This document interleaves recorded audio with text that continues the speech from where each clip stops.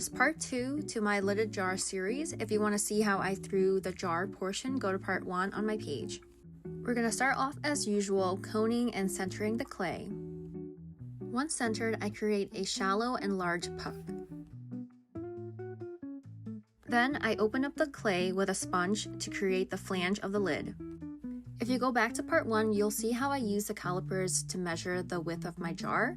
I use the same measurements to make sure that the flange fits within the jar. As you can see, I made the flange too wide for the jar, so I just went back in and pushed the clay inwards to make sure that it will fit inside the jar. This process definitely had a lot of trial and error for me. Once I had the measurements figured out, I used the back end of this wooden knife to clean up the edges on the inside of the flange. Then I double checked the measurements just to make sure that we're good to go. I went in with a pin tool to cut off some of the excess clay on the outside. I do intend to cut off more, but I'll do that during the trimming process. And there you have it, the lid portion of your jar.